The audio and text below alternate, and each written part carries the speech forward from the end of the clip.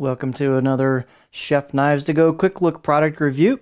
I'm Steve Gamache, and in this episode we are looking at the Tanaka Awagami, our Blue number 2 Nashiji Gyuto 240mm knife. So this line of knives uses a harder center core steel, the cutting steel, which is known as Awagami or Blue Paper number 2, reactive, high carbon steel. Heat treats around 61, 62 Rockwell on that. That's what they shoot for. The construction is 3 layers. On either side of that harder reactive core steel, you've got a softer stainless steel cladding for lower maintenance on that. And then the cladding itself has a quite smooth, it's going to vary knife to knife. The 210 is a little bit different finish than this one, but it's known as a Nashiji or a pear skin, kind of a mottled finish on it. So it's a very attractive knife, and you've got a kind of faux sandblasted Kasumi finish on this, and you can see the core steel, the shiny, darker core steel, or lighter depending on the light hitting it. So you've got a neat look aesthetic to this very nice looking knife. The weight and dimensions are going to vary a little bit from knife to knife, so expect that. This particular one is 180 grams or 6.3 ounces. Edge length is from the tip to the back of the heel, known as the chin, is about 242 millimeters, easy for me to say, or about 9.5 inches on the edge. The overall length is about 390 millimeters. The spine thickness, so this is the bigger brother to the 210, and it's very similar, except it's just a bit scaled up, so the blade's a little thicker. I measured about 2.5 millimeters at the back here, coming out of the handle, and then about a little under 2.5 halfway down, but we pretty much just hold that same thickness all the way through, and we've got a little bit of leftover stuff on the spine here. You can see that's coming off with my finger. So that's not metal showing, just a little cleanup there. Let's do that. There we go. And so what you will notice, it's not quite as thin as the 210, is the 240 also has the tip ground quite thin at the very end. So this really helps with performance.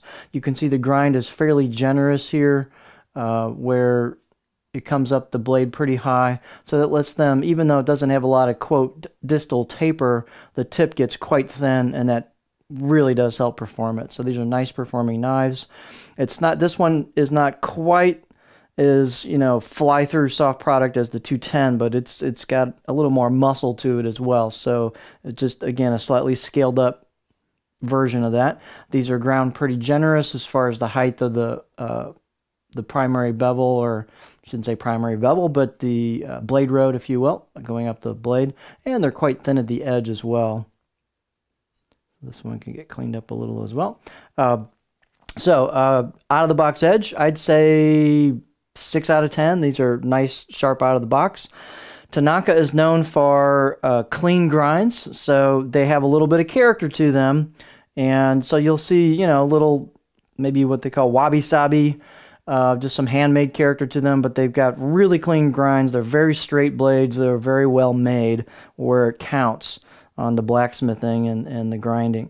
The blade height on this is about 50.3 millimeters, so it's quite tall. You have a rather thin neck, and so you got lots and lots and lots of clearance for your finger there for the cutting board. They use a handle that's octagonal, ambidextrous, walnut with a black packerwood ferrule. The fit and finish is actually pretty nice on this handle. It's pretty smooth transition between the two woods, and they've got a tight install with no gaps on it, so well done there. Handle circumference is around 72 millimeters, so it's just a touch smaller than some, but it still fits well in the hand, and you've got a spot there for your finger for a pinch grip.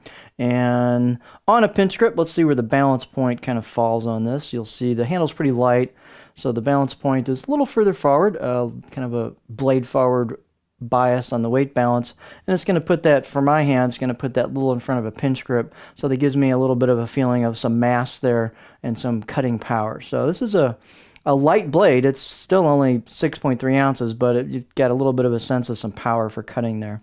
What else? Let's take a beauty shot of this guy here.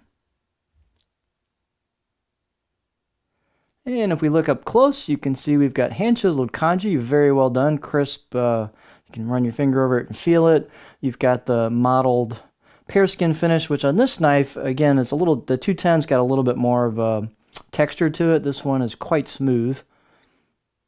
You've got some stamped embossed kanji on the left side of the blade as you'd be holding it. And of course, this is the right side of the blade. The spine, they've done a little bit of relief on that to make it a little more comfortable. Although if you run your hand up, you can feel that they've done some filing probably this way, so you can feel a little bit of a lip there. I don't think it's objectionable at all, so if you didn't like that, you could clean that up with some sandpaper strips if you wanted to. They've done a little bit of work on the spine, I should say the choil here as well, to relieve that a little bit, so it's pretty well ready to go out of the box. You could spend some time cleaning that up as well as the spine, maybe polish it and round it a little bit and up the aesthetics on this just a little bit if you felt like it, but it's not strictly necessary. This blade has a fair amount of stiffness to it. I'd say it's actually pretty darn stiff. And on the cutting board, here is the edge profile. So nothing really out of the ordinary one way or the other. It's just kind of a good all-around profile, not especially flat, but you got a little bit of a flatter area towards the back. You've got a gentle belly towards the front. You can get this thing right in there as far as height goes. You could probably tweak the tip a little bit with sharpening and maybe upsweep the last couple millimeters if you wanted to get some more height out of this. Wouldn't be a big deal at all to do that. But you've got a pretty kind of all-around profile. Again, this doesn't get super high on a rock, but you could get higher with a little bit of a tip adjustment to it. But these are just excellent all-around knives. They're made well. The steel is really good. They're ground well. They're nice and straight. Performance is really good. So it's just an excellent all-around line of knives. So this is the Tanaka Awagami or Blue No. 2 Nashiji Gyuto 240mm knife.